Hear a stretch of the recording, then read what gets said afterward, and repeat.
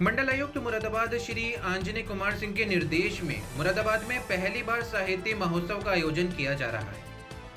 साहित्य का विषय अक्सर नीरस होता है और जनसामान्य की रुचि उसमें मुश्किल से ही होती है, लेकिन मुरादाबाद साहित्य महोत्सव में सांस्कृतिक कार्यक्रमों के अलावा मंडल के व्यंजन और प्रमुख उत्पाद उपलब्ध होंगे। इतना ही नहीं, पुस्तकों का भी मेला होगा।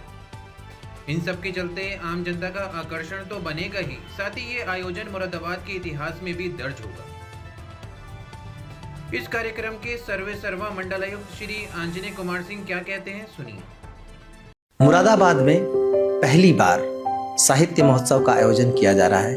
इस आयोजन का जो मूल उद्देश्य है वो माननीय मुख्यमंत्री जी के निर्देशानुसार पढ़ने पढ़ाने को लेकर युवाओं में आकर्षण बढ़ाने, भारतीय संस्कृति के प्रति लोगों को परिचित कराने, साहित्य के प्रति अभिरुचि जगाने, किताबों को लोगों के समीप लाने का जो निर्देश है उसके अनुरूप किया जा रहा है। मुरादाबाद एक नए कलेवर में लोगों को देखने को मिल रहा है। बहुत सारी चीजें शुरू की गई हैं जो मुरादाबाद की संस्कृति के अनुरूप विकसित की जा रही हैं, भारतीय संस्कृति के अनुरूप विकसित की जा रही हैं। उसी कड़ी में साहित्य उत्सव का आयोजन जो संस्कृति को मूल आधार बनाते हुए हो, हमने आयोजित करने का निर्णय किया। इसका आयोजन नगर निगम और जिला प्रशासन के साथ साथ उड़ीसा जो मंडल स्तर पर एक समिति ही गठित है, जो पहले पीतल नगरी महोत्सव समिति के नाम से हुआ करती थी, उसके सौजन्य से और पूर्वांचल वासी संस्था के सहयोग से इसका आयोजन किया जा रहा है। पुस्तकों के बड़े संसार के ऊपर बहुत कुछ यहाँ पे आयोजित किया जा रहा है जो भारतीय संस्कृति से जुड़ा हुआ है, लोगों के मनोरंजन के साथ साथ ज्ञानार्जन से जुड़ा हुआ है। 22 से लेकर 26 जनवरी तक इसका आयोजन किया जा रहा है। 22 जनवरी को जब इसका शुभारंभ होगा, 23 जनवरी को मां सरस्वती के पूजन का दिवस है और बसंतोत्सव की शुरुआत है। उसी के साथ साथ 24 को उत्तर प्रदेश दिवस है और 26 को गणतंत्र दिवस। इन सभी दिवसों के बीच में इस पूरे समारोह का ताना बाना इसलिए बुना गया है ताकि हमारे प्रदेश की, हमारे देश की संस्कृति से लोगों को वापस उसको याद दिलाते हुए और कुछ लोग जो नहीं जानते उनको परिचित कराते हुए कि उसमें भी वो जीवंतता है जो किसी भी पार्टी से ज्यादा बड़ी है, जो किसी भी उल्लास उत्सव से ज्यादा जीवंत है, उससे परिचित कराते हुए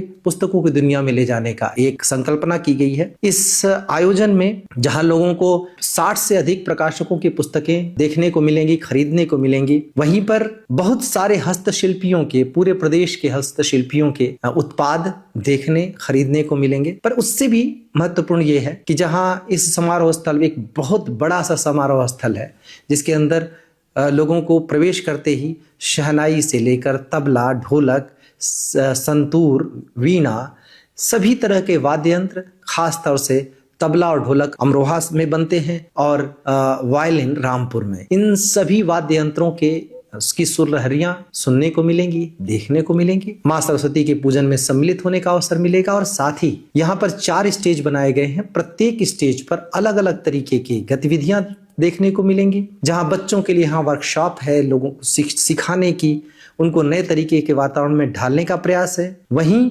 एक स्टेज पर भारत के प्रमुख नृत्यों का प्रदर्शन होगा, अलग अलग दिनों पर अलग अलग, जहां उत्तर प्रदेश दिवस के दिन जो 24 जनवरी को उत्तर प्रदेश के सभी लोक नृत्यों का पूरे दिन भर वहां प्रदर्शन होगा। वहीं 26 जनवरी को पूरे भारत के सभी नृत्यों का प्रदर्शन होगा और शेष दिवस में भी अलग अलग भारत के बहुविध रंग वहां देखने को मिलेंगे। वहां एक जो सबसे प्रमुख मंच है रामगंगा लॉन्च, जो यहाँ की रामगंगा नदी के नाम पर है, वहाँ पे विभिन्न विषयों पर चर्चाएं परिचर्चाएं होंगी और यहाँ के प्रमुख साहित्यकार और गजलकार दुष्यंत कुमार के नाम पर दुष्यंत मंच पर सांस्कृतिक कार्यक्रम प्रस्तुत किए जाएंगे।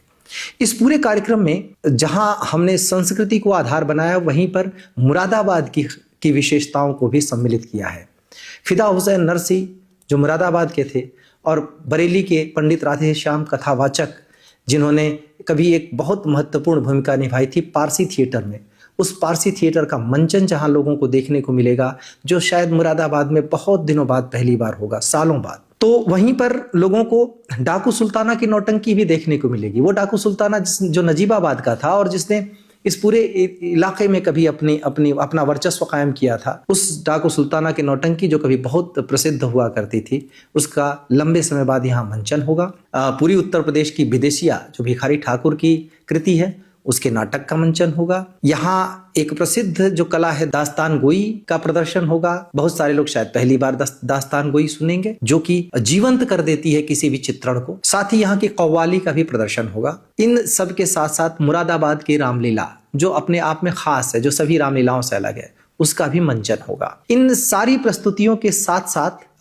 विभिन्न क्षेत्रों में बहुत बड़े बड़े लोग, जहां साहित्य की बहुत मजबूत स्तंभ गगन गिल जो साहित्य पुरस्कार विजेता है, साहित्य अकादमी पुरस्कार विजेता है, उनका आगमन होगा। ममता कालिया जो वरिष्ठ साहित्यकार है, उनका आगमन होगा, जो साहित्य के विषयों पर अपनी बात रखेंगे। तो सिनेमा पर अपनी बात रखने के लिए मधुर भंडारकर, गुलशन ग्रोवर और फिर एक सत्र में अनुषा रिजवी और मनोज जोशी आएंगे। यहाँ सांस्कृतिक संध्या में जहाँ सुखविंदर सिंह, सोना महापात्रा, मनोज तिवारी, नवाज देवबंदी से लेकर और बड़े बड़े शायर और कवि जहाँ उपस्थित होंगे, वहीं डॉक्टर कुमार विश्वास के साथ 26 जनवरी को अपने अपने राम के साथ इस महोत्सव को एक पराकाष्ठा पर लेकर जाएंगे। इनमें बच्चों के लिए स्टोरी टेलिंग होगी, अनीता भटनागर जैन के द्वारा किया जाएगा। तो वहीं बच्चों के लिए अलग अलग तरीके का वर्कशॉप होगा। और हाँ, यहाँ सुदर्शन पटनायक भी आ रहे हैं अपने सैंड आर्ट को लेकर। उस सैंड आर्ट के द्वारा यहाँ की भारत की संस्कृति, अपनी उस छवि को, अपनी जो कल्पना है उसको आकार देंगे। और साथ ही उनसे सीखने को मिलेगा। बच्चों को सैंड आर्ट का गुर जब वो बना रहे होंगे, उसमें देखने पे भारतीय संगीत के महत्वपूर्ण स्तंभ पंडित साजन मिश्र, उनकी भी कला का प्रदर्शन होगा, उनका गायन यहाँ पर होगा। जहाँ वहीं चेतन भगत जैसा जेनजी में फेमस लेखक हैं, वो भी यहाँ उपस्थित हो रहे हैं। सोशल मीडिया और मीडिया के संदर्भ में बातचीत करने के लिए सौरभ द्विवेदी आ रहे हैं। तो शुरू में ही रंगमंच और फिर सिनेमा के विविध विषयों पर आशुतोष राणा से बातचीत होगी, जो उसको भारतीय संस्कृति से जोड़ेंगे। भारतीय ज्ञान परंपरा पर भी चर्चा होगी और साथ ही आकाशवाणी और FM इन सब के बारे में भी बात होगी। मानसिक स्वास्थ्य की बात होगी, हमारे सुगम्य पुस्तकालय की, दिव्यांग बच्चों की बात होगी, स्त्री विमर्श की, महिलाओं की जो स्त्रियों की दुनिया है, उस दुनिया को कितना आकार और कितना कैनवस मिला है। यहाँ रंगमंच की भी बात होगी।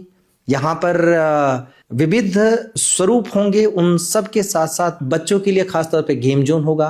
लेकिन इसके साथ साथ यहाँ की सभी प्रतिभाओं को, जो स्केच बनाते हैं, जो पेंटिंग बनाते हैं, उन सब के प्रदर्शन के लिए आर्ट गैलरी होगी। तो यहाँ के जितने मुरादाबाद और उसके आसपास के वातावरण को जीवंत करते फोटोग्राफ्स के साथ साथ फोटो गैलरी होगी।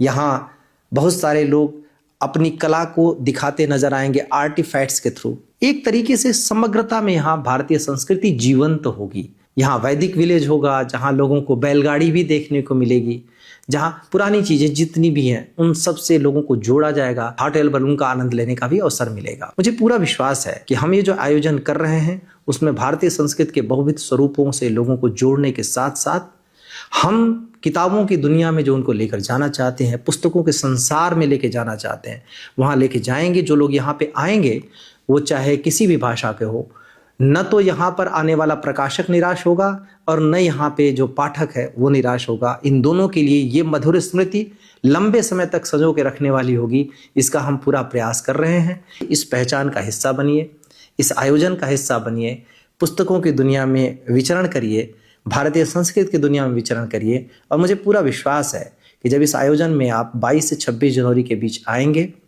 तो आपको एक नई अनुभूति, एक सुखद एहसास, एक नई सीख लेकर आप यहाँ से जाएंगे। ये रंग आपके पूरे वर्ष आपके दिलो दिमाग में ताज़ा रहेगा, तब तक जब तक अगले आयोजन में फिर से आप शामिल होने के लिए ना आए।